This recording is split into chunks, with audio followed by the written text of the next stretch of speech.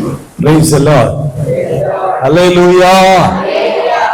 इस उपवास और प्रार्थना के दिनों में प्रभु ने हम सबों को फिर एक बार उसके पवित्र हुजूरी में बुलाया और खड़ा किया। उसकी महिमा करने का मौका प्रभु ने हमें दिया, इसलिए मैं प्रभु को धन्यवाद करता हूं।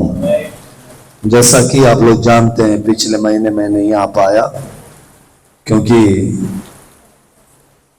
सेहत ठीक नहीं थी, परंतु प्रभु की उपस्थिति में हम लोग चलते थे। पिछले एक महीना मैं कहीं नहीं गया, एक महीना मैं प्रार्थना में ही था और कुछ जगहों पर, बहुत अत्यावश्यक जगहों पर केवल जा रहा था। हालेलुया। और मेरे एब्सेंसी में परमेश्वर के दास सूर्य प्रकाश जी यहाँ पर थे, इसलिए मैं प्रभु का धन्यवाद करता हूँ कि प्रभु उनको और भी इस्तेमाल कर रहे हैं। जोरदार तालियां बजाकर प्रभु को धन्यवाद करेंगे। इस उपवास और प्रार्थना के दिनों में हम लगातार कई सालों से फास्टिंग प्रेयर करते हैं। ये कलीसिया चर्च ऑफ क्राइस्ट कई सालों से उपवास में प्रभु के सामने बढ़ रहा है और उपवास प्रार्थना ही हर एक व्यक्ति को मजबूत करता है। हालेलुया। एक विश्वासी के जीवन में व्यक्तिगत प्रार्थना का जीवन होना चाहिए। एक विश्वासी पारिवारिक प्रार्थना में होना चाहिए। एक विश्वासी सामूहिक प्रार्थना, मतलब कलीसिया के साथ में प्रार्थना करने का अनुभव को रखना चाहिए। जैसा कि वचन में लिखा हुआ है, प्रेरितों के काम उसके दूसरी अध्याय का 42वें पद में लिखा है, जो लोग बपतिस्मा को लिए वे लोग प्रेरितों से शिक्षा को पाने, रोटी तोड़ने और प्रार्थना करने में और संगति रखने में लवलीन थे। हालेलुया। इन सारी बातों में मतलब लास्ट में कहता है संगति रखने में, फेलोशिप, रोटी तोड़ने में, प्रार्थना करने में, प्रेरितों से शिक्षा को पाने में हम लोग एक साथ आने वाले लोग होना चाहिए। आज कलीसिया, आज विश्वासी, आज हमारे प्रिय भाई और बहने संगति में नहीं रहते हैं, फेलोशिप में नहीं रहते हैं। और कुछ लोग फेलोशिप में रहते हैं परंतु व्यक्तिगत प्रार्थना के जीवन नहीं होता है, पर्सनल प्रेयर नहीं होता है। और कुछ परिवारों में फैमिली प्रेयर, कॉटेज मीटिंग्स, पारिवारिक प्रार्थना नहीं होती है। आपका जीवन, विश्वासी जीवन अगर मजबूत होना है तो आपको इन सारी बातों में बढ़ना है। परंतु आज मेरा कहना है कि उपवास में कैसे हम लोग बढ़ना चाहिए। एक, व्यक्तिगत उपवास प्रार्थना, पर्सनल फास्टिंग प्रेयर। दो, फैमिली फास्टिंग प्रेयर। तीन, कलीसिया के साथ में, चर्च के साथ में मिलकर सामूहिक रीति से उपवास कर प्रभु को धन्यवाद करना। हालेलुया। जैसे प्रार्थना में क्वालिटीज है, वैसे ही उपवास में भी अपने आप को प्रभु के सामने हमें समर्पित करना है। इजरा की किताब से एक बातों को हम पढ़कर प्रभु की स्तुति करेंगे। इजरा नबी के ग्रंथ उसकी 8वीं अध्याय में 21वीं पद से लेकर आगे के पदों को हम स्मरण में लाएंगे। इजरा नबी की किताब उसकी 8वीं अध्याय 21वीं पद से लेकर आगे के पदों को हम पढ़ेंगे। वहां अर्थात अहवा नदी के तीर पर उपवास का प्रचार इस आशा से किया। हालेलुया। आशा से किया मीन्स रीजन, कुछ कारण है। फास्टिंग प्रेयर का कुछ कारण है। इस आशा से किया, इस वजह से किया, इस रीजन से किया कि हम परमेश्वर के सामने, हम परमेश्वर के सामने क्या बने? दीन हो जाए। याद रखिए, उपवास प्रार्थना का एक विषय होना चाहिए, एक रीजन होना चाहिए, एक कारण होना चाहिए। एक कलीसिया का ग्रोथ, जैसे पास्टर साहब ने प्रार्थना में सब्जेक्ट को लिया कि कलीसिया के ग्रोथ होना चाहिए, आपके फाइनेंशियल नीड्स में उसकी जरूरतों को प्रभु पूरा करे। एजुकेशन जीवन में बच्चे जो स्टूडेंट्स हैं वे लोग प्रभु के मार्ग में बढ़ते बढ़ते आगे जाएं।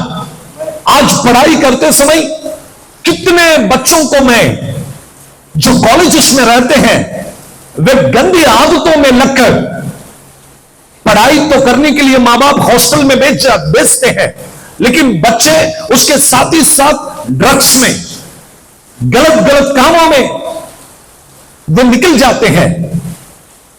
इसलिए हमारा फास्टिंग प्रेयर है कि जो स्टूडेंट्स लोग हैं वे भी प्रभु में टिक कर रहे हैं। 2, हमारे परिवार ठीक से प्रभु में रहे। 3, हमारे फाइनेंशियल कंडीशन ये स्टेबल रहे, ना ज्यादा हो। बाइबल में लिखा प्रभु ज्यादा हो तो मैं तुझे भूल जाऊंगा, प्रभु कम है तो मैं तुझे नाम रखूंगा या तो कुड़कुड़ाऊंगा। इसलिए कम भी मत कर, ज्यादा भी मत दे, मुझे जितना चाहिए उतना दे। Praise the Lord. आज का फास्टिंग प्रेयर इजरा कहता है, एक रीजन है। इजरा का रीजन कुछ अलग है। इजरा का रीजन यह है कि कलीसिया अपने आप को दीन करे। सी, बहुत अच्छा सब्जेक्ट लिखा है कि लोग अपने आप को क्या करें, दीन करें। क्यों ये सब्जेक्ट लिया है?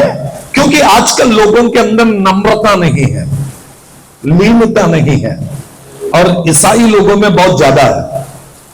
Praise God. थोड़ा बाइबल का वचन मालूम पड़ा तो ये पास्टर का बाप बन जाएंगे।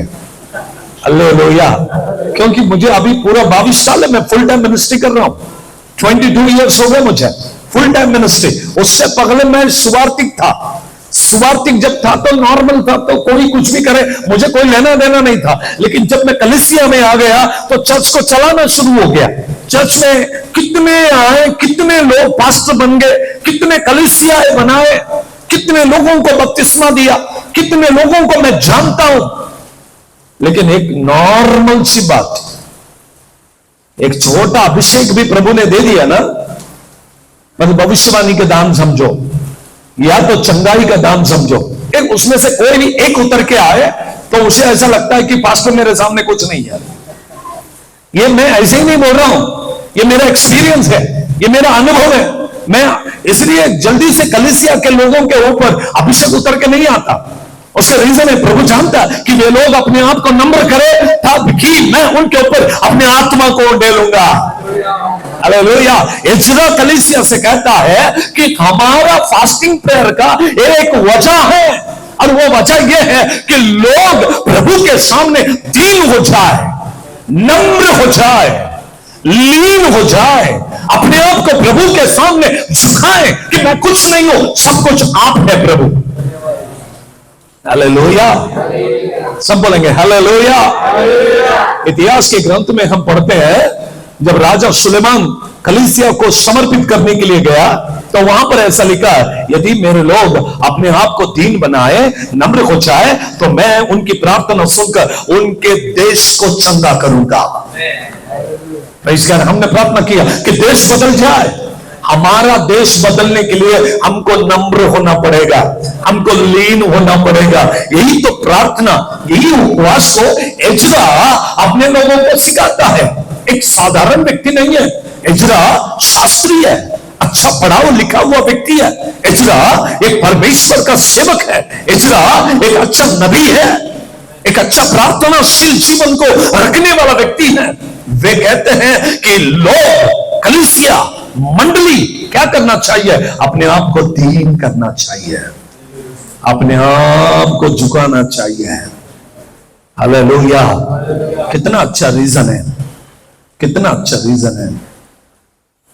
बच्चे 18 साल तक मां बाप के बात को मानते हैं, क्योंकि सरकार ने 18 साल का एक नियम रखा है, 18 इयर्स। अब सबको मालूम है 18 साल तक ही हम लोग छोटे रहते हैं। 18 के बाद हमको वोट डालने का अधिकार भी मिलता है। हम बड़े हो गए, उसके बाद मां बाप कभी नहीं सुनते, फिर उल्टा बात करते हैं। 17 तक उनको मालूम है हमको इनका अधीन में रहना है। 18 के बाद हमको पंख आ गया, अभी हम उड़ सकते हैं। हालेलुया। लेकिन बाइबल में लिखा है यीशु मसीह कब तक घर में था? 30 साल की आयु तक अपने माता पिता के साथ में उनके संग में था। हालेलुया। 30 साल के बाद में उन्होंने सेवा को आरंभ किया, तब तक वे अपने घर में ही थे। आमीन। सेवा के मार्ग में भी रहते समय प्रभु के साथ में चलना सीखना चाहिए। अपने माता पिताओं को आदर करना चाहिए, लीन और नम्र होना चाहिए। नहीं तो कितना भी फास्टिंग करो कोई फायदा नहीं है। यदि आप अपने माँ बाप की बात को नहीं मानते हैं, आपकी आराधना वेस्ट है। अगर आप बड़ों की इज्जत नहीं करते हैं, आपका फास्टिंग प्रेयर भी वेस्ट है। Hallelujah, praise the Lord. आपके घर में आपका जो गवाही है, मैं हमेशा कहता हूं ईसाई लोगों की गवाही जैसे चर्च में अच्छा है, वैसे अपने घर में भी उनकी गवाही अच्छी होनी चाहिए। साथ ही साथ उनकी गवाही उनके पड़ोस में भी अच्छा होना चाहिए। पड़ोसी भी कहना है कि हमारे पड़ोस में ईसाई लोग रहते हैं और वो बहुत अच्छे लोग हैं, वो प्रभु की आराधना करते हैं। हालेलुया। पड़ोस के लोग हमारे लिए गवाही दें। दूसरी बात, हमारे घर वाले गवाही दें। कुछ बहन मेरे पास आकर बोलते हैं, पास्टर साहब मेरे हस्बैंड के लिए प्रार्थना करो। मैं कहता हूं क्यों? आपके सामने कितने अच्छे दिख रहे हैं ना, उतने अच्छे नहीं है वो सिर्फ आपको देखने से बहुत नंबर बन जाते हैं। आप जाने के बाद जब वो घर में रहते हैं, उनका ओरिजिनलिटी घर में दिखता है। हालेलुया। और कुछ ब्रदर्स भी सिस्टर्स के बारे में कंप्लेंट करते हैं कि चर्च में आने के बाद अन्य भाषा बात करेंगे, आराधना करेंगे, सब करेंगे, पास्टर साहब घर में जाने के बाद उनका ओरिजिनल रूप बाहर निकलता है। याद रखिए, आपकी गवाही आपके घर में भी अच्छा होना चाहिए, आपकी गवाही आपके पड़ोस में अच्छा होना चाहिए, आपकी गवाही आपके घर में अच्छा होना चाहिए, आपकी गवाही आपके कलीसिया में भी अच्छा होना चाहिए। आपके चर्च के लोग भी आपको देखकर कहे कि बहुत अच्छा व्यक्ति है, बहुत अच्छा प्रेयर लाइफ है, अच्छा वचन के ज्ञान है, बहुत अच्छा विश्वासी है, हमेशा नम्रता से रहते हैं। ऐसे हम लोग को दीन बनने के लिए, नम्र बनने के लिए एक उद्देश्य के साथ में यहोशुआ ने उपवास प्रार्थना की घोषणा की। आमीन। Hallelujah, praise the Lord. हमारा ये चर्च ऑफ क्राइस्ट कुर्ला का फास्टिंग प्रेयर का रीजन क्या है? हम देश के लिए प्रार्थना करें, हम महाराष्ट्र के लिए प्रार्थना करें, हम नाश होने वाले आत्माओं के लिए आंसू बहाकर प्रार्थना करें। कितने लोग विलाप गीत को पढ़े? तेलुगुलो विलाप गीतमुलु, हिंदी में विलाप गीत। कितने लोगों को मालूम है? पढ़ा है कि नहीं पढ़ा? बहुत छोटा, यिर्मयाह नबी के ग्रंथ के बाद है, और यिर्मयाह नहीं लिखा है उसको। अभी मैं उसमें से कुछ नहीं बोलूंगा, इसलिए आप लोग निकालो भी मत। कितने लोगों को मालूम है वो देख रहा था मैं। कुछ लोगों को विलाप गीत को है वो ही नहीं मालूम, और वो किधर है वो ही नहीं मालूम। कुछ लोग जब नया नया वचन को बताए ना, तो इन लोग इंडेक्स निकल के बैठते हैं।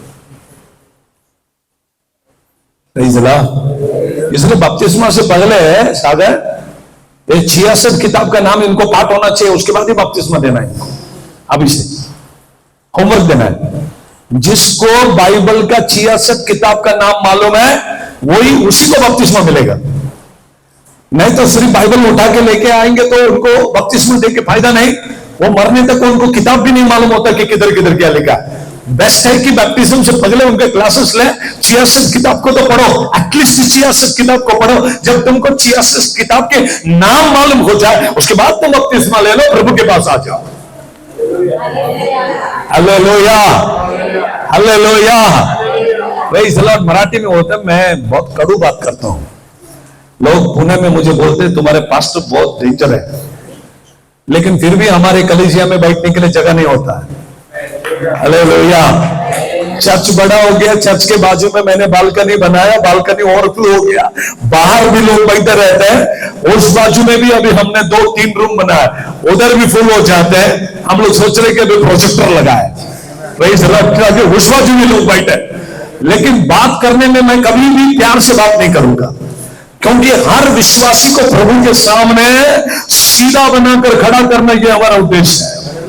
आमीन। आज के फास्टिंग प्रेयर में मुझे आपको यही सिखाना है कि वचन कहती है कि हम लोग प्रभु के सामने क्या होना चाहिए।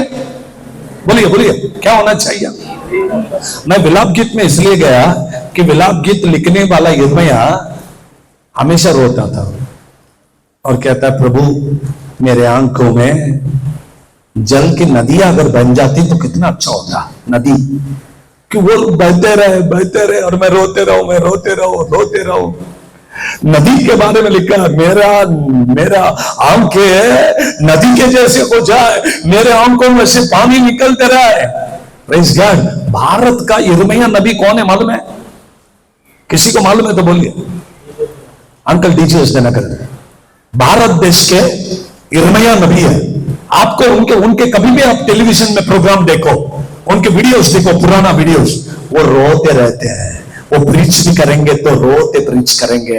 अगर उनको वचन भी बोलने को बोले वो रोते बोलेंगे, वो रोते ही रहते हैं, क्योंकि उनको इसलिए उनको भारत का यिर्मयाह नबी ऐसा नाम दिया गया है। हालेलुया। क्योंकि हमेशा रोते हैं, इसलिए तो पूरा भारत देश में प्रभु ने उनको महान रीति से इस्तेमाल किया।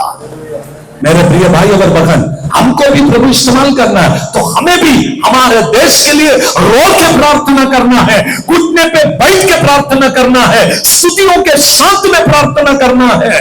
ये फास्टिंग प्रेयर में हमारे जीवन को प्रभु के लिए समर्पित करते हैं। बाइबल कहती है, आइए पढ़कर देखें यिर्मयाह नबी के ग्रंथ में कि लोग अपने आप को एजरा नबी के ग्रंथ एजरा 8वीं अध्याय का 21वें पद कि लोग अपने आप परमेश्वर के सामने दीन हो और उससे अपने और अपने बाल बच्चों और अपनी समस्त संपत्ति के लिए सरल यात्रा मांगे। हालेलुया। क्यों उपवास करना है, क्यों फास्टिंग करना है? रीजन नंबर 1, अपने आप को दीन बना है। उसके बाद 3 पॉइंट लिखा है, उसके बाद 3 पॉइंट्स लिखा है। 1 अपने लिए, 2 अपने बच्चों के लिए, 3 अपने सब संपत्ति के लिए, अपने रिश्तेदारों के लिए। अच्छी मार्ग को प्रभु से मांगे कि मैं चलने वाला मार्ग प्रभु तू सरल कर। हमारी यात्रा के जीवन में हम लोग गए, प्रेज़ गॉड। हम लोग कौन से मार्ग में रहते हैं अभी? यहां पर यात्रा के जीवन में है। हम परदेसी है, कभी भी चले जाएंगे। Praise God. जोर से बोलिए और जोर से बोलेंगे। मेरे पिताजी हमेशा बोलते थे, मुस्लिम लोगों के लिए पाकिस्तान है, अफगानिस्तान है, हिंदू लोगों के लिए हिंदुस्तान है, ईसाई लोगों के लिए कब्रिस्तान है। फेवरेट डायलेक्ट था उनका। ईसाई लोग देखिए आप, उनको देश नहीं चाहिए, उनको वो पॉलिटिक्स में भी नहीं आते। क्रिश्चियन लोग, उनको पॉलिटिक्स से भी लेना देना नहीं होता। लेकिन क्रिश्चियन लोग किधर भी जाए सबसे ज्यादा लड़ेंगे किसके लिए मालूम? कब्रिस्तान के लिए। और जो चर्च को कब्रिस्तान है उधर मेंबरशिप भी नहीं लेते। वो जिसके पास नहीं है ना उधर मेंबरशिप भी नहीं लेंगे। वो पहले जाके पूछेंगे आपके चर्च में कब्रिस्तान है क्या? मतलब मरने के बाद गाड़ेंगे तो है ना। मतलब बहुत टेंशन है हमारे लोगों को। गाड़ना चाहिए, अच्छा कब्र बनना चाहिए। हालेलुया। मतलब सबका एक एक विचार है, हम लोगों का बहुत ही अलग विचार है। यात्रा के जीवन में परदेसी है, हमको गांव नहीं है, हमको देश नहीं है, हम कहां रहेंगे मालूम नहीं है। इसलिए यज्ञा कहता है कि तुम अपने लिए, अपने बाल बच्चों के लिए और समस्त संपत्ति के लिए और अपने समस्त संपत्ति के लिए सरल यात्रा मांगे। क्या मांगना है प्रभु के पास? Praise the Lord. तेलुगु में अच्छा कहता है, नेनु वेल्ले मार्गमो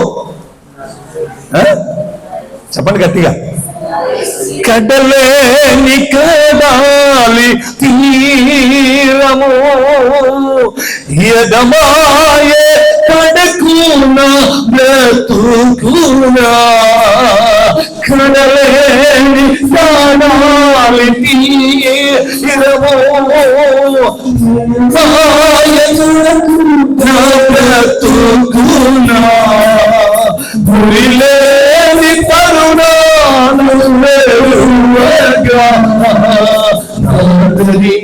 मिल చేవనా ప్రభు నేను వెళ్ళే మార్గము నా యేసుకే తెలియను నేను వెళ్ళే మార్గము నా యేసుకే తెలియను. హల్లెలూయా. నేను వెళ్ళే మార్గం నా యేసుకు మాత్రమే తెలుసు. मैं चलने वाला रास्ता केवल यीशु मसीह को मालूम है. अगर प्रभु में है तो प्रभु को मालूम है, अगर प्रभु में नहीं है तो प्रभु के पास उपवास कर मांगे कि हमारी यात्रा सरल हो जाए, हमारे रास्ते में आने वाले दिक्कतें वो निकल जाए.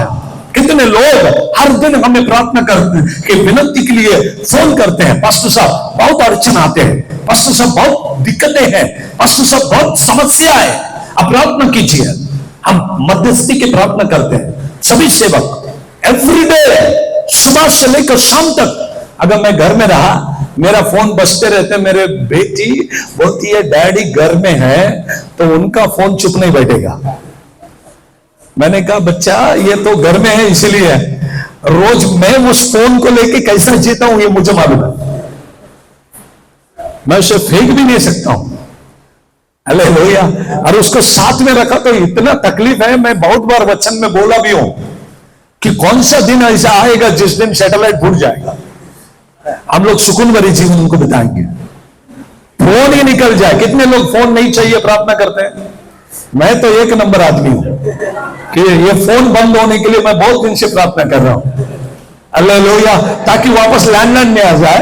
सुबह निकल गया सेवा को तो बीच में कोई डिस्टर्ब ना करे. एकदम सुबह एक प्लानिंग बना के निकल. पहले स्टार्टिंग में हमारा ऐसा ही था, हमारे पास कोई फोन नहीं था, कोई फोन नहीं था मेरे पास. मैं सेवा शुरू करने के बाद चर्च के विश्वासी ने पहला फोन लाके मुझे गिफ्ट दिया. हालेलुया. और लेने के लिए मैं लेता नहीं था. उसने कहा ये पास्टर साहब फोन नहीं ले रहे, इसलिए वो जाके मेरे लिए एक फोन खरीद के लाया और मेरे हाथ में दिया. बोला ये फोन रखो. उस दिन से ये पीछे पड़ा है. हालेलुया. जोर से बोलेंगे हालेलुया. Praise the Lord. इससे कुछ नहीं है. लेकिन आपको बताता हूं, हम लोग पहले मिनिस्ट्री जब शुरू किया तो सुबह प्रोग्राम बनाते थे, इतना घर जाना है. अभी उतना घर होता ही नहीं है मेरा. सुबह प्रोग्राम करके निकलता हूं, 10 घर विजिट करके घर आना है. लेकिन दूसरे घर में तीसरा फोन आता है, बहुत सीरियस कंडीशन है, आपको आना पड़ेगा. वो सब छोड़ देते, उधर चले जाते हैं सीरियस कंडीशन के पास. और जिनको बोला है कि आ रहे वो इंतजार करते बैठते, आएंगे आएंगे आएंगे, नहीं जाते. क्या करें. हमारा रास्ते को बिगाड़ा किसने, इसलिए उसको बोल रहा हूं कि चले जाइए यीशु के नाम में. हालेलुया. इसका दूसरा नाम है शैतान का दूत, जो हमारे पीछे लगा दिया. जीपीआरएस एक्टिव है, किधर भी जाएगा तो आपका लोकेशन पे ट्रस्ट होगा. अब किसी ने मुझसे कहा कि पास्टर साहब आने वाले दिनों में शैतान चिप डालने वाले हाथ में. मैं बोला अरे पागल आदमी, चिप हाथ में नहीं डालेंगे, ऑलरेडी फोन में डाल के फोन पॉकेट में डाल दिया. चिप तेरे अंदर डाल दिया, तुझे ही नहीं मालूम कभी डाला उसने. कितने लोग सहमत है मेरे साथ. हालेलुया. आप किधर भी जाओ आपका लोकेशन ट्रस्ट होगा, आपको पकड़ा जाएगा. आमीन. प्रभु का आगमन बहुत नजदीक है. हम इस बात को समझ ले, हमारी यात्रा सरल होने के लिए प्रभु से प्रार्थना करें. प्रभु में है तो प्रभु आपके रास्ता को जानता है. आपके फास्टिंग प्रेयर में, आपके उपवास प्रार्थना में, आपको आपके फैमिली के लिए प्रार्थना करना है, आपको आपके बच्चों के लिए प्रार्थना करना है. अय्यूब के ग्रंथ उसके पहले अध्याय और दूसरे अध्याय में लिखा है, अय्यूब रोज अपने बच्चों के लिए प्रार्थना करता. विशेष प्रार्थना कैसे मालूम है अय्यूब का, ऐ प्रभु मेरे बच्चे जाने अनजाने में आपके विरुद्ध में शायद कुछ पाप किया है, इसलिए मैं आपके सामने आता हूं, मैं आपसे क्षमा मांगता हूं कि मेरे बच्चों के पाप को तू क्षमा कर. माता पिता याद रखे, आपके बच्चों के लिए प्रार्थना करें, तभी आपके बच्चे दिन प्रतिदिन प्रभु के अंदर वे बढ़ेंगे. हालेलुया. बच्चे बाहर तो जा रहे हैं, लेकिन माता पिता बच्चों के लिए प्रार्थना करना चाहिए. एजरा वही सिखाता है कि आप अपने लिए, अपने बच्चों के लिए प्रार्थना करने वाले बने. Praise the Lord. बोलिए हालेलुया.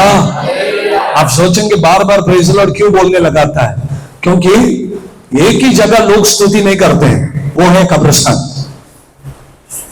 जब मैं कब्रिस्तान में प्रीच करने जाता है तो सब लोग ऐसे बैठते हैं, बिल्कुल मुंह नहीं खोलते हैं। खोलते हैं नहीं। अगर चर्च में प्रीच करेंगे तो सब लोग हालेलुया बोलते रहना चाहिए। हालेलुया, जोर से बोलेंगे हालेलुया।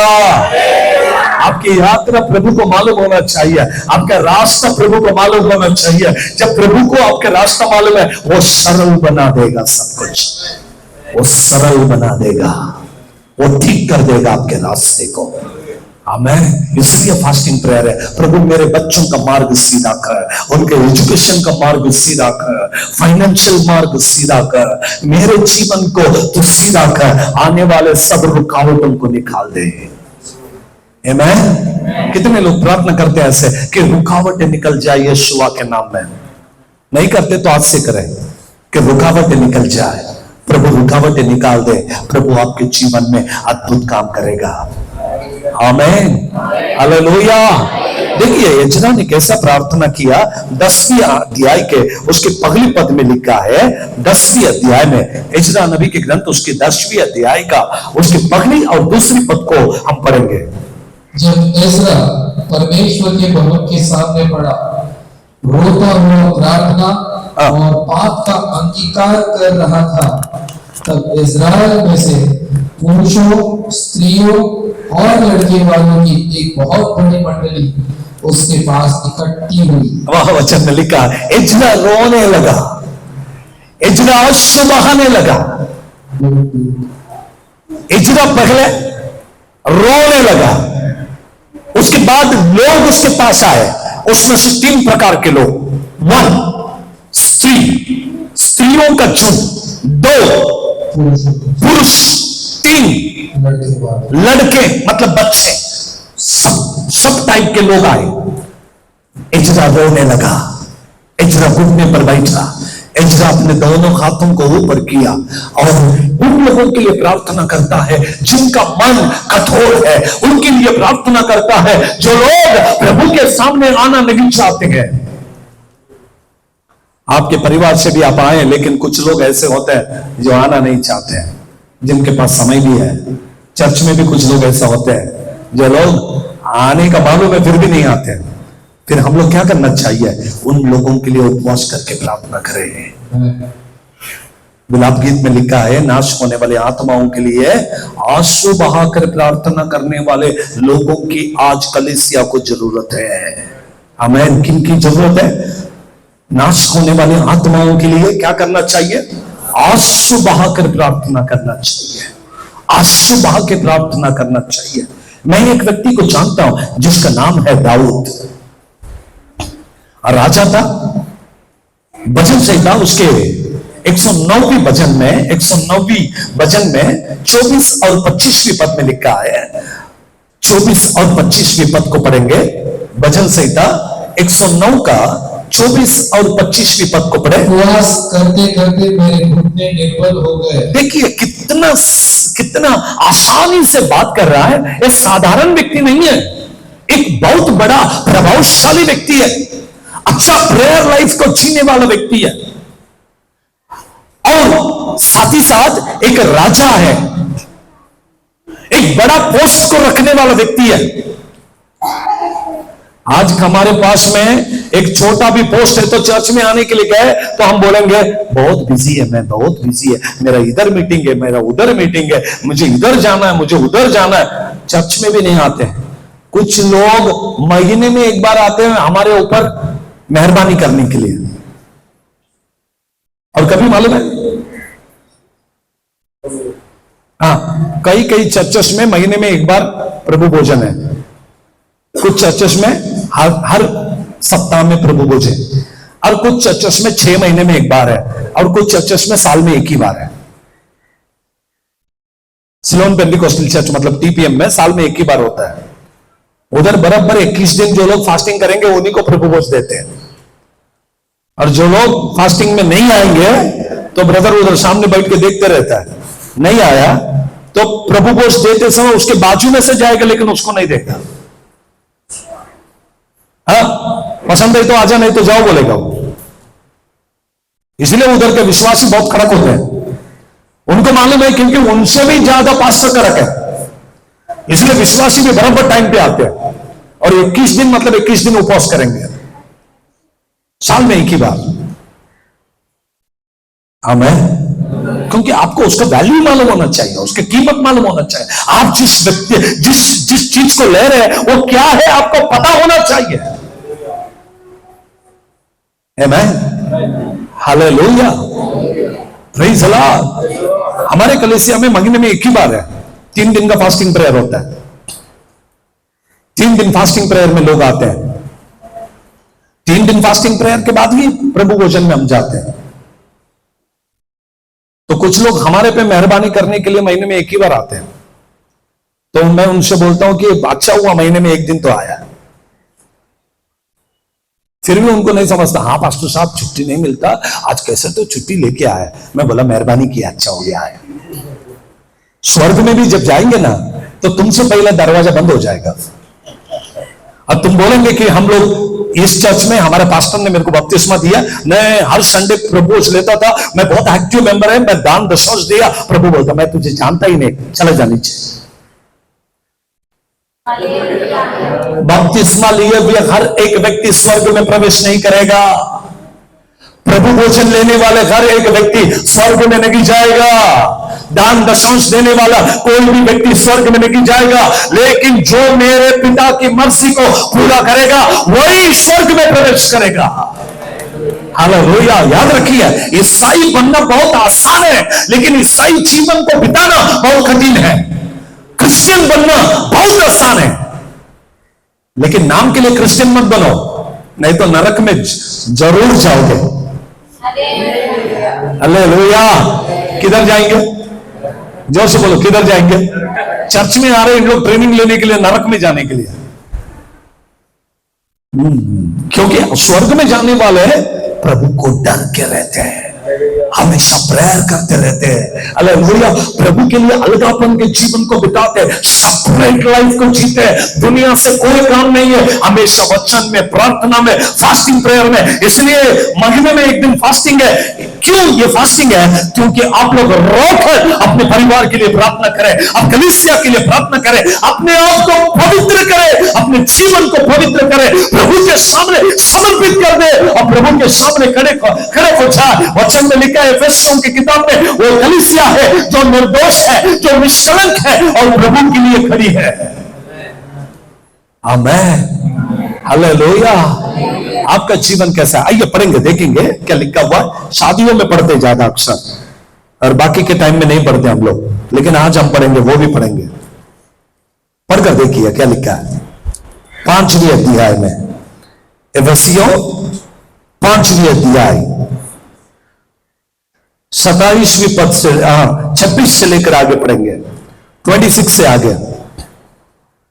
कि उसको वचन के द्वारा जल के स्नान से, किसको? कि उसको मतलब चर्च को, कि उसको कलीसिया को, कि उसको विश्वासियों को, किसके द्वारा?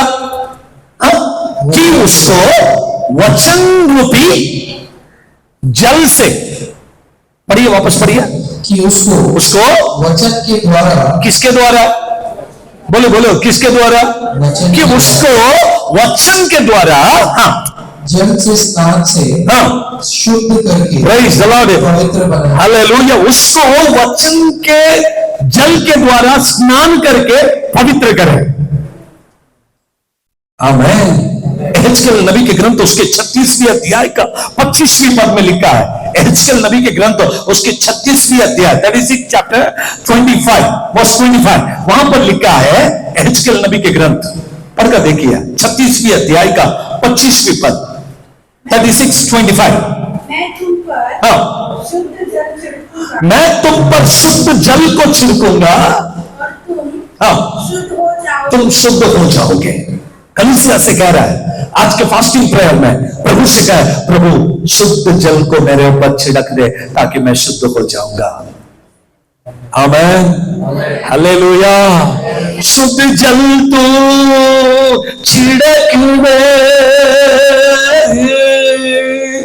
मन को मेरे बदल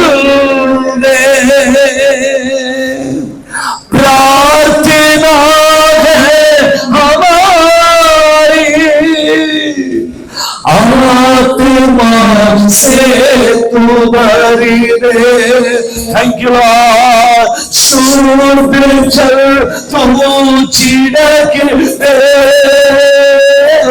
मन को बदल दे, प्रार्थना है हमारी, आत्मा से तू भर दे,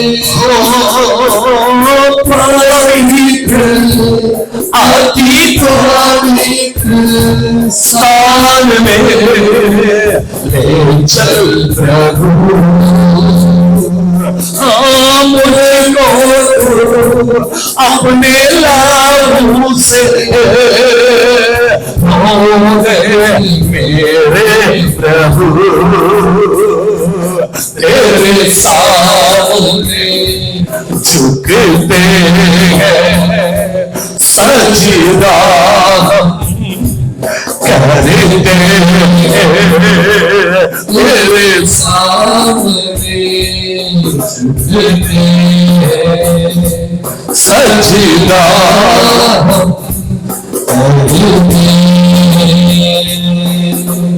आत्मा सच्चाई से आराधना करते हैं। आत्मा सच्चाई से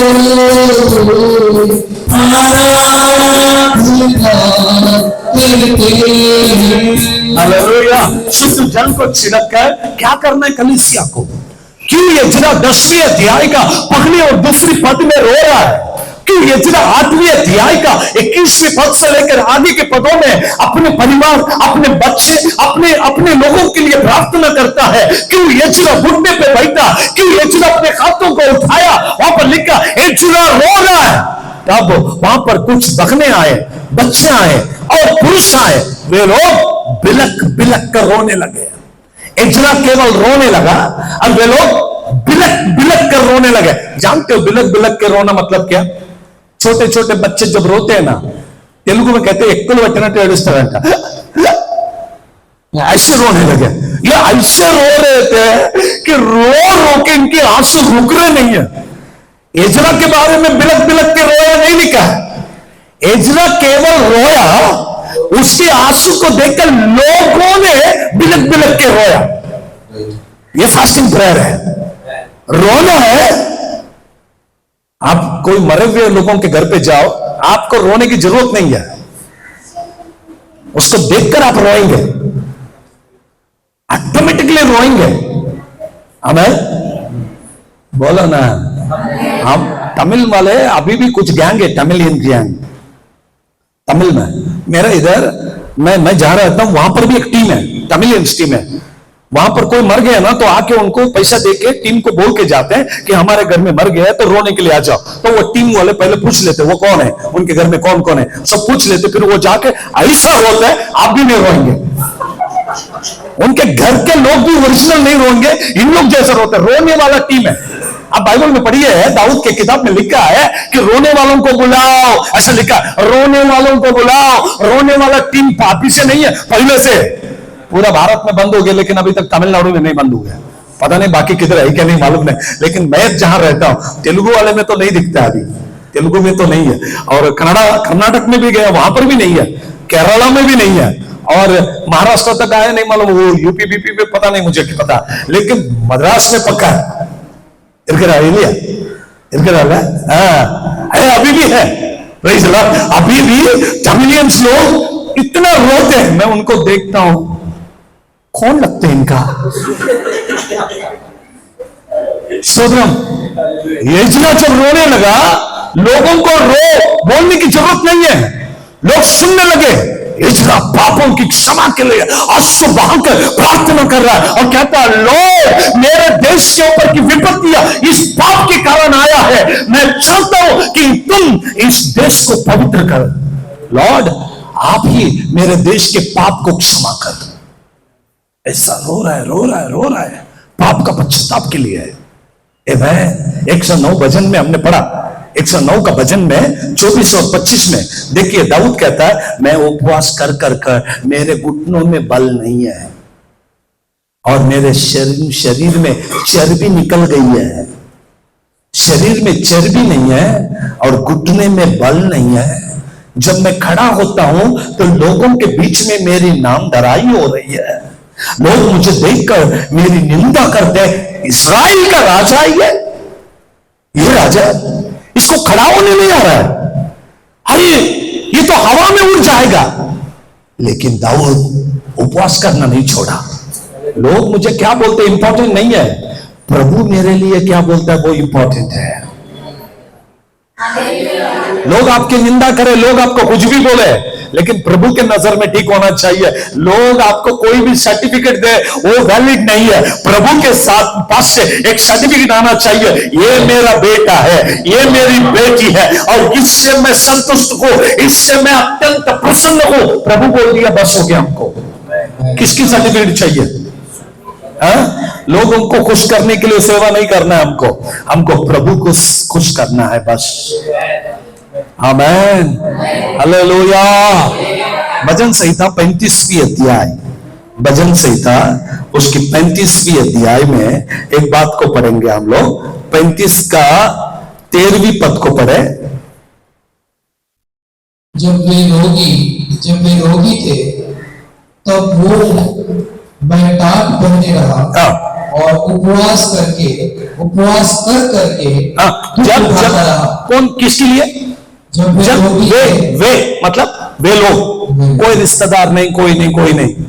जो कोई आकर दाऊद से कह दिया, दाऊद महाराजा मेरा बेटा बीमार है, मेरे लोग ऐसे हैं, तो दाऊद फास्टिंग में चला जाता और इतना फास्टिंग करता उनके लिए। जब वे बीमार हुए तो मैं उपवास किया।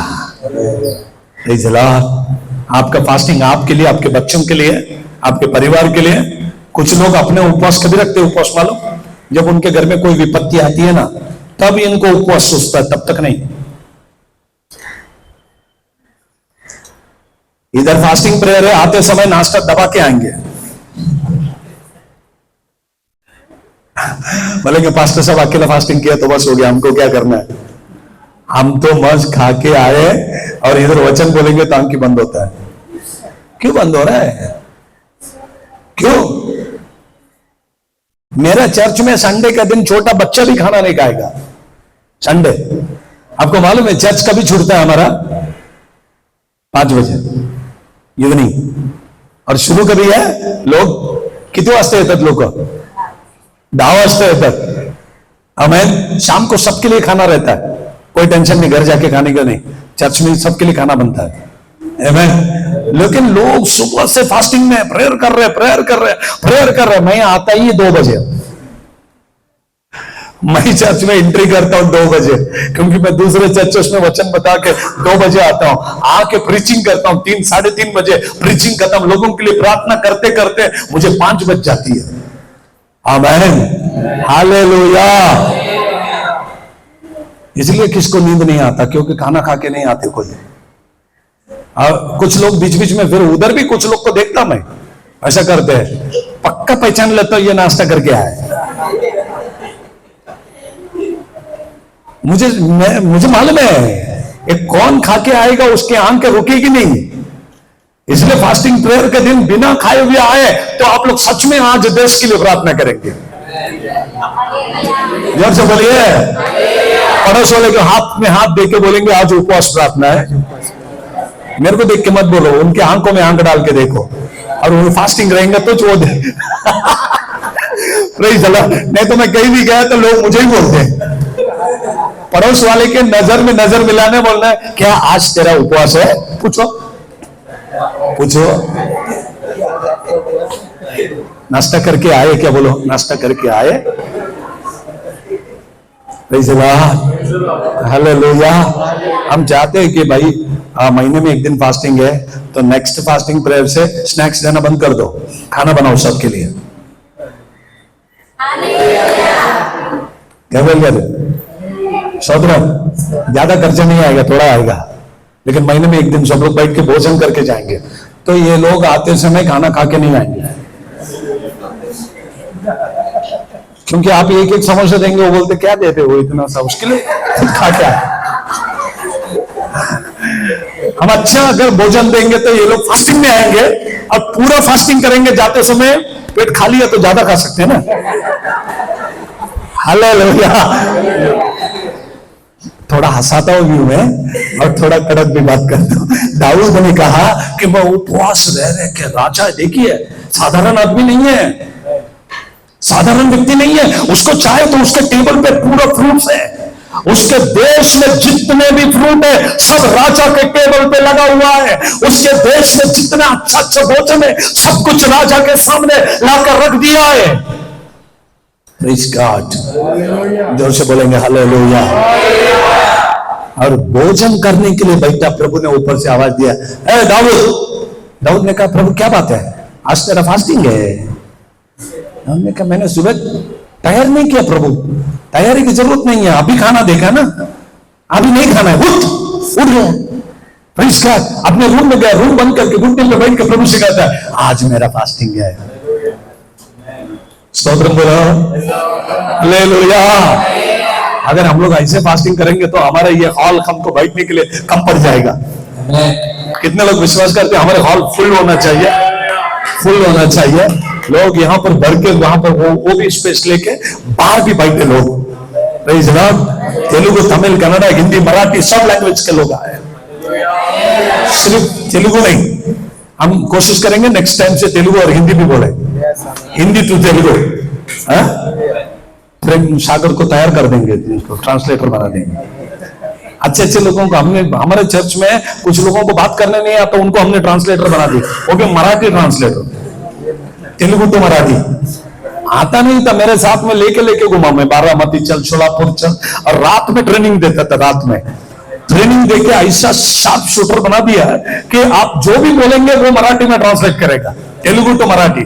तो आपको भी हम सिखाएंगे। नेक्स्ट टाइम मैं आऊंगा, मैं तेलुगु में बोलेंगे, आप हिंदी में बोलेंगे। आपको एक उदाहरण देता हूं मैं आज, मैं तमिल कैसे सीखा। लोग मुझे बोलते हैं कि तमिल आपने कैसे सीखा।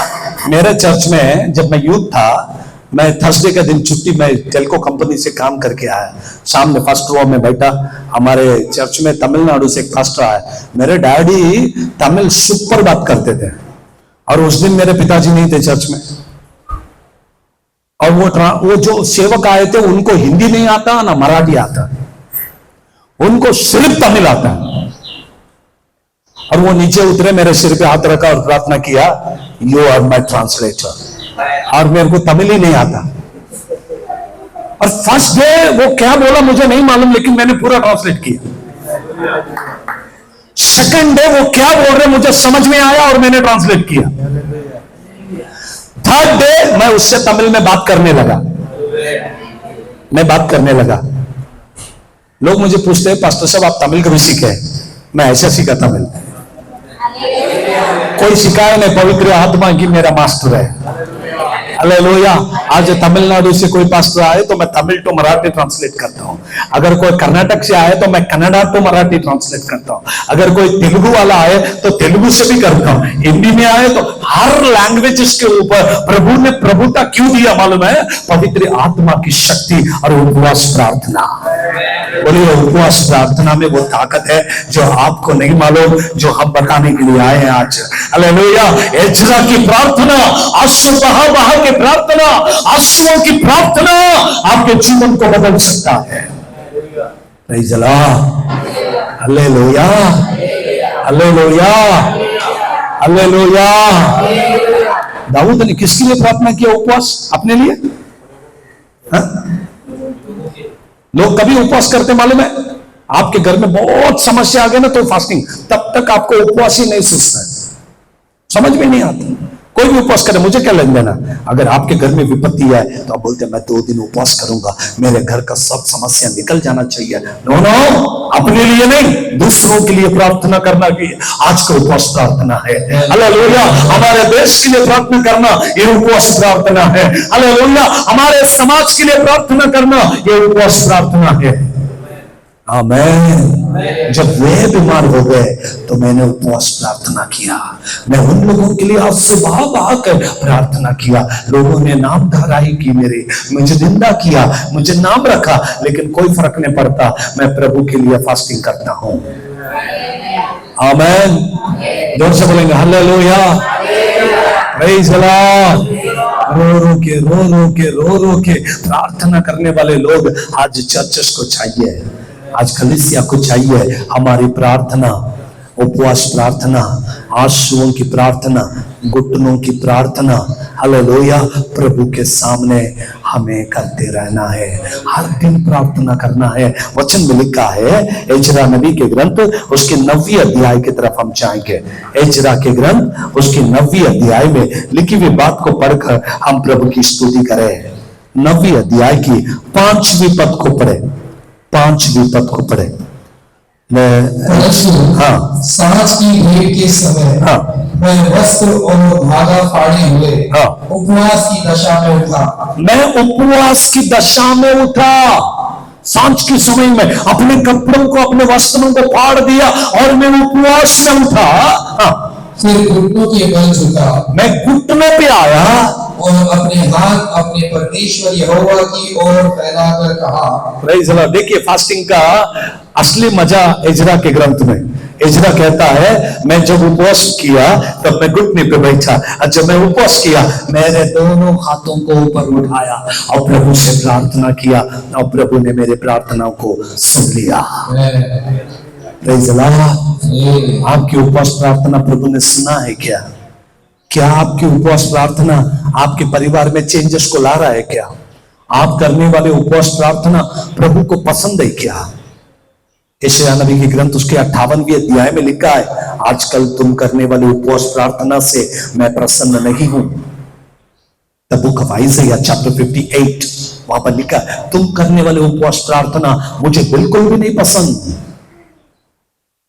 पढ़कर देखिए 58 पूरा चैप्टर वही लिखा है, ओनली फास्टिंग के लिए लिखा है। तुम्हारी उपवास प्रार्थना मुझे प्रसन्न नहीं करती। अपने आप को झुकाकर, लीन बनाकर, दीन कर प्रार्थना करो। मैं तुम्हारी प्रार्थना सुनकर तुम्हारे देश को चंगा करूंगा। Praise the Lord. इसलिए एजरा ने 8वें अध्याय में 21वें पद में लिखा कि अपने आप को दीन करे। उद्देश्य देखिए क्या है। फर्स्ट उद्देश्य क्या है?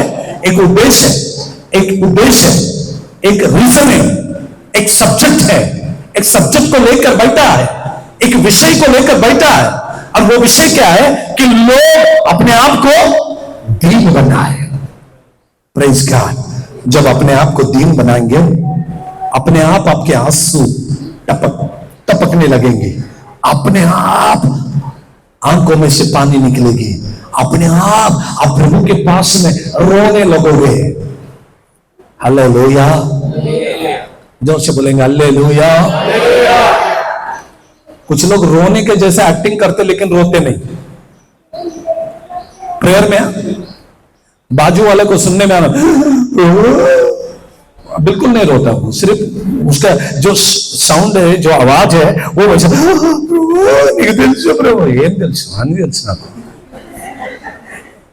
मुझे सब मालूम है तू नहीं रो रहा है, तू डुप्लीकेट है। पास्टर को फंसा सकता, विश्वासियों को फंसा सकता, लेकिन प्रभु को नहीं। क्यों? क्योंकि वचन में लिखा, वचन संहिता 11:4 में लिखा, यहोवा परमेश्वर अपनी कलीसिया में रहता है, उसका सिंहासन स्वर्ग में है, उसकी आंखें मनुष्यों को सदा देखती रहती है। आज के उपवास प्रार्थना में आए हुए परमेश्वर के बच्चों, प्रभु आपको देख रहा है, उसकी आंखें आपके ऊपर है, आपका फास्टिंग को देख रहा है, आपके घुटनों की प्रार्थना को वो जांचता है। आप किस वजह से यहां पर आए, प्रभु जानता है। यहां से कोई भी खाली हाथ नहीं जाएगा। जितने लोग आज विश्वास से आए ना, हम लोग जाएंगे और कुछ लेके आएंगे, वो लेके जाएंगे। जो लोग सिर्फ ऐसे ही आए, वो कुछ लेके नहीं जाएंगे। खाली मटका लेके आए और नल के नीचे रखा, वो भी उल्टा रखा।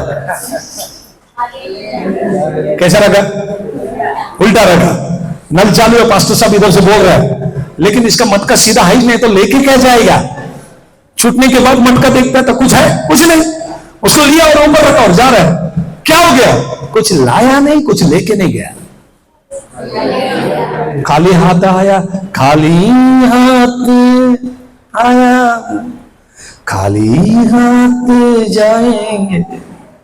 कुछ लाया नहीं, लेके नहीं जाएंगे। अरे मरने के टाइम खाली हाथ जाएंगे वो मैं जानता हूं, लेकिन चर्च से खाली हाथ मत जाओ।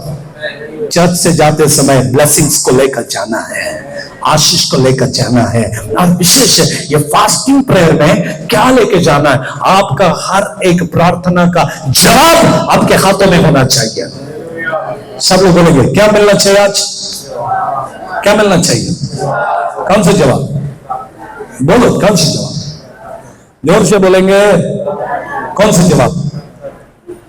मेरे चर्च में लास्ट संडे मैं 2 बच्चों को लेके बैठा।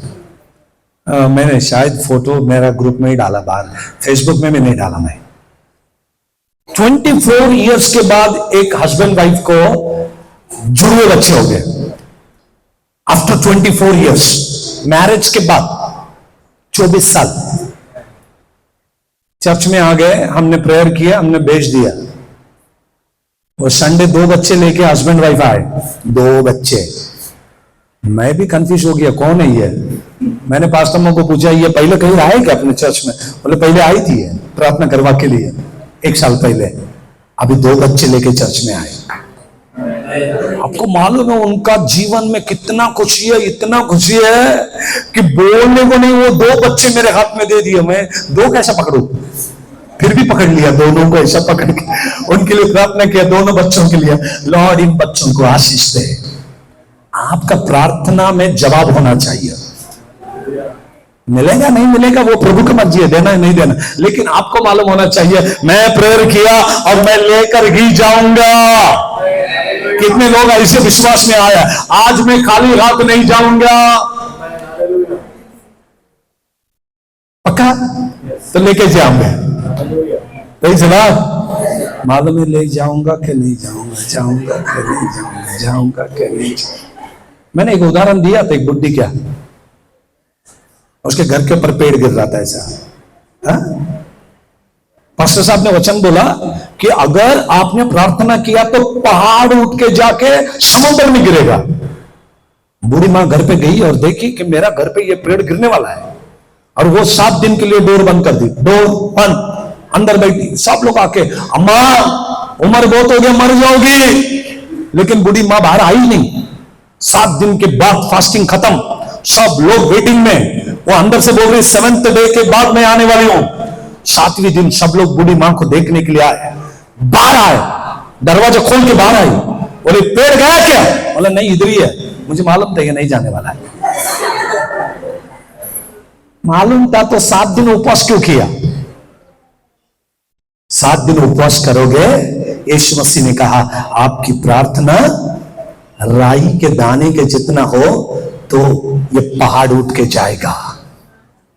आपके उपवास से नहीं, आपके विश्वास भी मजबूत होना चाहिए। उपवास प्रार्थना में आते आते विश्वास को भी लेकर आना है साथ में। कितने लोग रेडी है? और एक एग्जांपल बोलूंगा मैं। एक खाई था, खाई के इस बाजू उस बाजू, मतलब बीच में बहुत बड़ा डीप खाई। खाई मतलब मन तेलुगु लोया కింద పడితే చచ్చినట్టే ఉంది. ఇటువైపు అటువైపు తాడు కట్టింది పెద్ద. ఆ తాడు మీద ఒక వ్యక్తి నడుస్తున్నాడు, ఇలా चल रहा है, रस्सी पे नीचे खाई है, गिरेगा तो मरेगा। वो उसके ऊपर चलकर इधर से उधर गया, उस बाजू भी लोग है, इस बाजू भी लोग है। उसके बाद उसने अपनी बेटी को बिठाया ऊपर और वो रस्सी पे चला और पूछने लगा कितने लोगों को विश्वास है कि मैं इधर से उधर जाऊंगा? सबने बोला हमको है। मतलब तुम में से कोई तो एक आ जाओ, मैं लेके जाता हूं। सब बोल रहे विश्वास है लेकिन भरोसा नहीं है। कमान याद रखिए मैं क्या बोल रहा हूं। क्या है? विश्वास है लेकिन क्या नहीं है? हाँ, इधर बैठने वाले भी सब विश्वासी है लेकिन भरोसेमंद लोग नहीं है।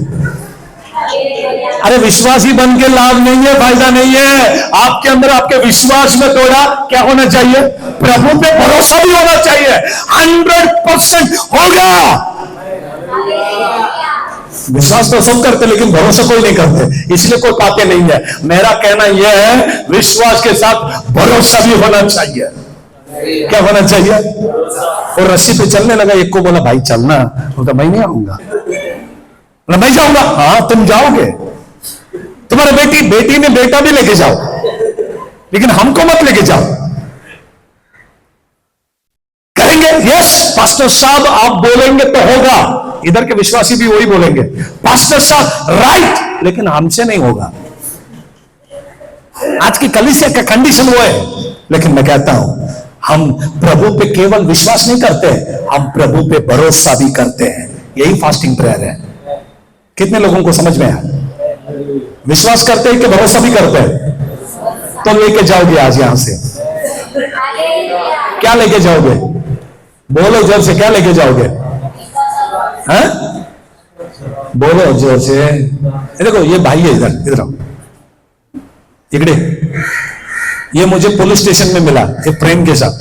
प्रेम इधर, इनके वाइफ को बहुत तकलीफ हो रहा था, मुझे बोला मुझे हैदराबाद जाना था, और मैंने कहा मेरे पास टाइम नहीं है। उन्होंने कहा 1 मिनट आके जाओ, मेरे पास टाइम नहीं है।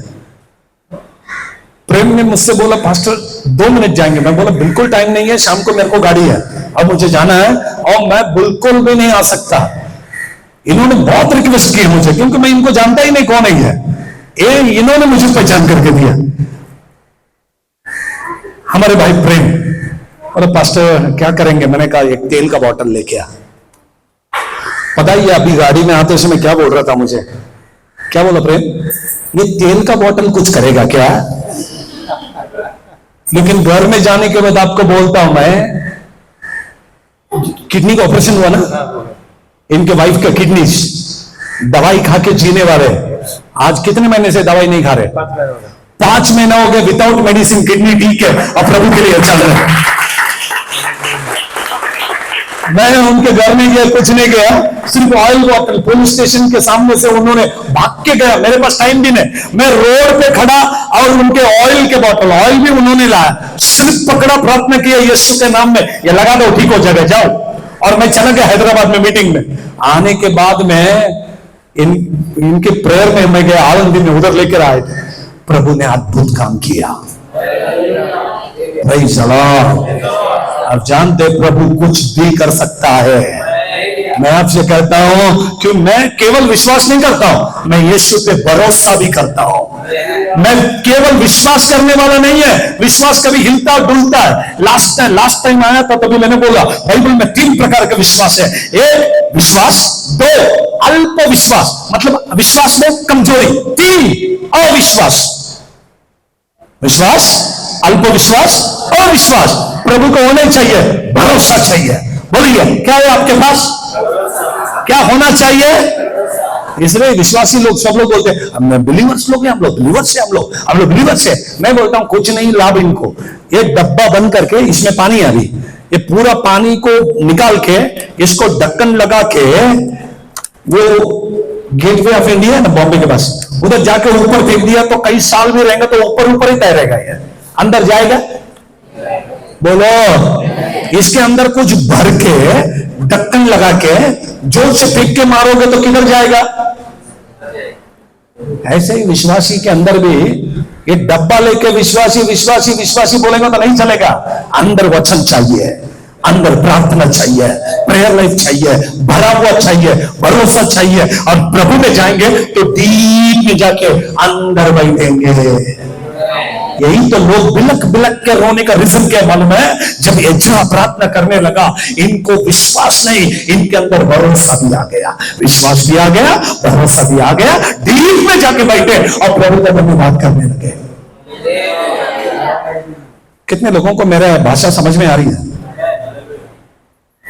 स्तोत्रम। जोर से बोलेंगे प्रेज़ अल्लाह, और जोर से बोलेंगे प्रेज़ अल्लाह। चक कर मैंने जाना है यहोवा कैसा है भला, उद्धार करता की शरण में मैं आकर धन्य हुआ। चक कर मैंने जाना है, यहोवा कैसा है भला, घूमूंगा करता की शरण में मैं आग हुआ, चक कर मैंने जाना, मैंने चक्कर जाना है, यहोवा भला है और वो काम कर सकता है। Hallelujah, praise the Lord.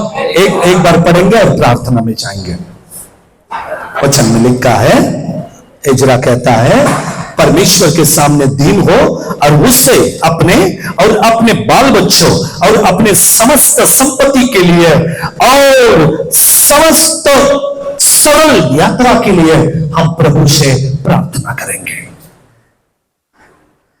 याद रखिए, एक उद्देश्य के साथ में नेक्स्ट टाइम जब फास्टिंग में आएंगे, आते समय कुछ पॉइंट लेकर आओ तुम। जैसे प्रेम सागर ने कुछ प्रेयर पॉइंट्स पढ़ा और हमने प्रार्थना किया। आप भी आते समय आप क्यों आ रहे हैं फास्टिंग में? प्रभु मेरे जीवन में यह उद्देश्य लेके आओ। मैं आपसे 100% गारंटी से कहता हूं, यहां से बाहर जाते समय आप जवाब को लेकर जाओगे।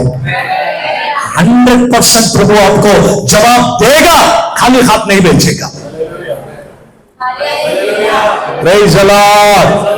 यही तो प्रार्थना इजरा ने सिखाया और वही आज मैं आपको सिखाने के लिए आया हूं। कैसा रोया है इजरा और लोग कैसे रो रहे हैं? इजरा कैसा रोया? सिंपली क्या किया? घुटने पे बैठा, क्या किया? हाथ को ऊपर किया, और क्या किया? दीन हो गया, और क्या किया? देश के लिए प्रार्थना किया, और क्या किया? पाप का पश्चाताप के लिए अंगीकार करके प्रार्थना करने लगा। सुनने वाले लोग अपने आप रोने लगे, अपने आप हालेलुया प्रभु के सामने समर्पित हो गए, बिलक बिलक कर रोने लगे। हमें किसी को चर्च में लाने की जरूरत नहीं है। आ जाओ हमारे चर्च में बैठो, बुलाने की जरूरत नहीं है। लोग अपने आप आएंगे, हम इधर प्रार्थना करेंगे। अगर एक प्रार्थना का जवाब मिला, हजारों लोग यहाँ पर ढूंढ ढूंढ के आएंगे। जोर से बोलेंगे और जोर से बोलेंगे, ढूंढ ढूंढ के लोग आएंगे। आप प्रभु के सामने प्रार्थना करो, आपकी प्रार्थना का जवाब मेरा प्रभु देने वाला है। आमीन। आने वाला फास्टिंग प्रेयर और स्ट्रांग होगा, और भी लोग आएंगे और अग्नि का बारिश को आप देखोगे। एक बारिश होगी, लेकिन वो बारिश सादा नहीं होगा, वो बारिश आग से भरी हुई बारिश होगी। हालेलुया। निर्जल प्रदेश के अंदर जब जल आती है, वो भूमि पानी को पीने लगती है। वैसे कि प्रभु आज यहाँ पर बारिश को उंडेलने वाला है। आइए हम सब लोग खड़े हो जाए, आप प्रभु से कहेंगे, प्रभु बारिश को उंडेल, ऐसे बारिश को उंडेल कि हम तृप्त हो जाए, हम तृप्त हो जाए। आपके सामर्थ को उंडेलिए पिताजी, आपके अभिषेक को उंडेलिए पिताजी, बारिश को उंडेलिए पिताजी, ताकि हम लोग तृप्त हो जाए जल को पीकर। प्यासी हिरनी जैसे पानी के लिए तड़पती है, वैसे मेरी रूह आपके लिए तड़पती है पिताजी। हम आपसे प्रार्थना करते हैं कि आपकी बारिश हम पे हो जाए, आप शुद्ध जल को हम पर छिड़क दे, हमें शुद्ध कर, हमें खड़ा कर, हम में के पाप को हटा दे, हमारे दोष को निकाल दे, हमारे गलतियों को मिटा दे, हमें धोकर शुद्ध कर, हमारे बच्चों के पाप को क्षमा कर, हमें धोकर शुद्ध कर, बाप शुद्ध कर पिताजी, मुझे धोकर शुद्ध कर पिताजी। हम आपको चाहें, आपके पवित्रता को चाहें। हम दाऊद के समान प्रार्थना करें, हम दाऊद के जैसे उपवास करें, हम यज्ञा के जैसे उपवास करें। हम अपने आप को धीर बनाए, हम अपने आप को नम्र बनाए, हम अपने आप को लीन बनाए। जब आपके हृदय फूटेगा तो आंसू अपने आप निकलेगी। आपके आंसू जब आएगी, आपकी प्रार्थना ग्रहणीय हो जाएगी। प्रभु आपको चाहता है, प्रभु प्रभु आपको आशीष देना चाहता है।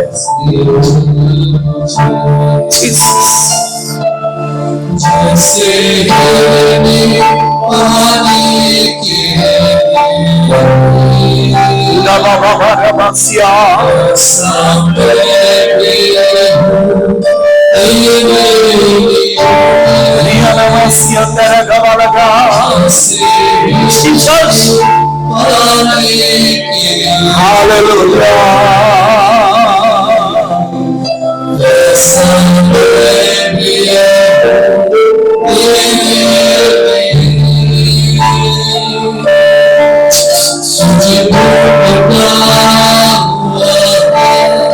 तुझे चाहता हूँ, मुझे खींच ले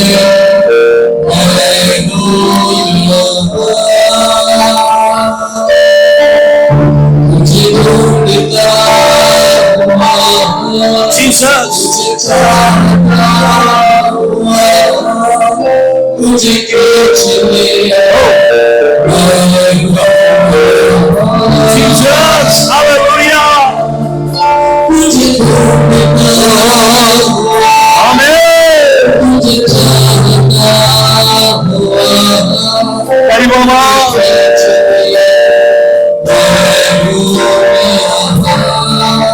Yes, Lord.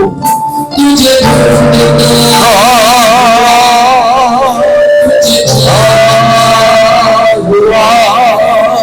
मुझे खींच ले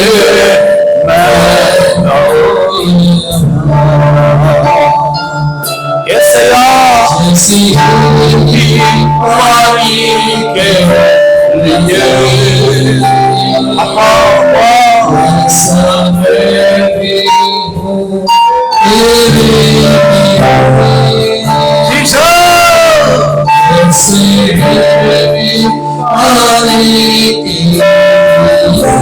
कई भगवान को स्तोत्र बोलेगा।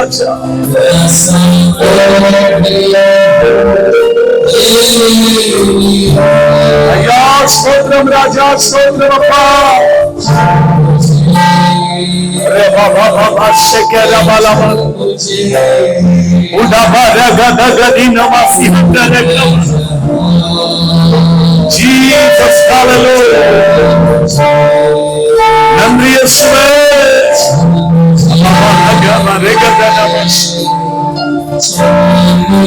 नंदी अप्पा Jesus.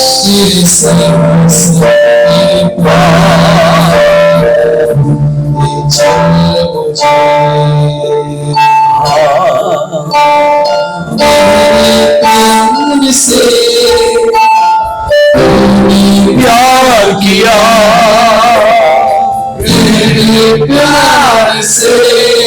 अपने आप को प्रभु के सामने समर्पित कीजिए। अपने आप को प्रभु के सामने समर्पित करें। अपने आप को प्रभु के हाथों में समर्पित करें। कबूल करें। मांगे प्रभु से, हमको जो चाहिए मांगिए। आपके दुख, आपके तकलीफ, अपने आंसू प्रभु के सामने वो डाल दीजिए। बोलिए प्रभु से, बात कीजिए प्रभु से।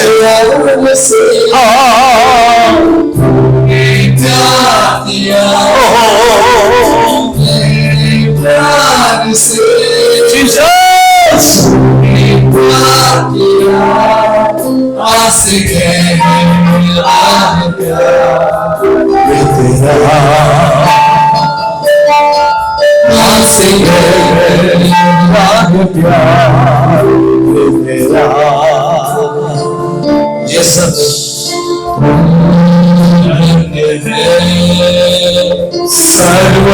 सर्वश्रेष्ठ है तेरे जैसा नहीं और कोई।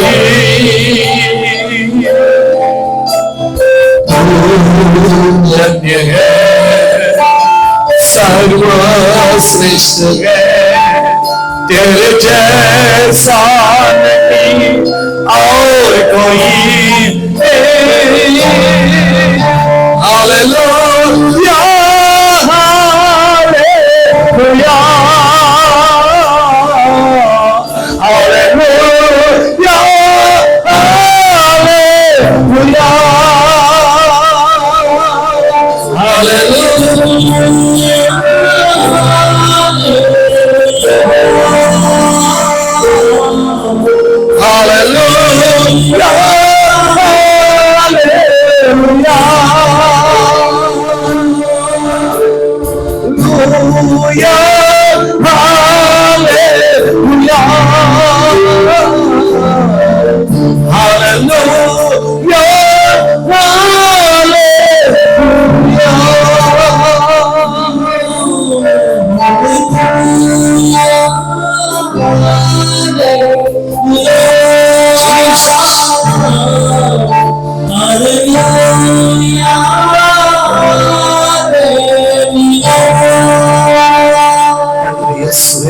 తండ్రి స్తోత్రమప్పా కనికరము కలిగిన దేవా మీ హస్తం మా మధ్యలో ఉంచినందుకు స్తోత్రం अनुग्रहकारी परमेश्वर हम पर कृपा और दया करने वाले आपके रूहानी ताकत जो हमें अगुवाही करती है जिससे हम जीवित हैं हम आपसे प्रार्थना करते हैं आपके रूह की बारिश होने दे पिताजी आपके रूह की बारिश होने दे पिताजी सब लोग अपने हाथ को ऊंचा और कहेंगे प्रभु आपकी आत्मा की बारिश को दे आपकी आत्मा की बारिश को दे हम प्रभु से मुंह खोलेंगे और मांगेंगे प्रभु आपकी आत्मा की बारिश को दे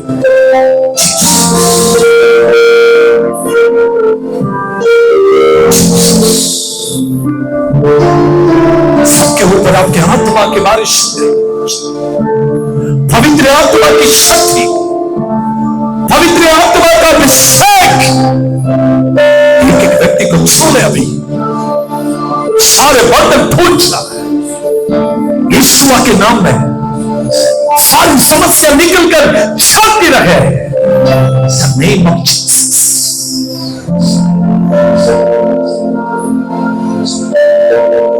मैं देखता हूं चंगा करने वाला परमेश्वर का हाथ हमारे बीच में उपस्थित है उसकी आंखें आपको देख रही है आपके हृदय की वेदना आपकी मनोकामना आपके दिल की गहराई में रखने वाली समस्या मेरा यीशु मसीह जानता है अभी चंगा यीशु के नाम है अभी आपको चंगा करता है मेरा प्रभु आपके शरीर में रखने वाले हर बीमारी यीशु के नाम में वो छाती लगे छूले पवित्र आत्मा छूले पवित्र आत्मा छूले मेरे बाप मेरे भाइयों को बहनों को माताओं को बच्चों को एक को नाम बनाम से आशीष दे आपके नूतन बल से तृप्त कर दे आपके नूतन शक्ति से तृप्त कर दे होने दे आपके नाम की महिमा आज यहाँ पर पिताजी आपके बच्चों में से कोई भी खाली हाथ ना जाए सभी लोग आपकी आशीष को लेकर जाए घर में रखने वाली समस्या घर में रखने वाली बीमारी की आत्मा मैं यीशु के नाम में डांटता हूं निकल जाओ जीसस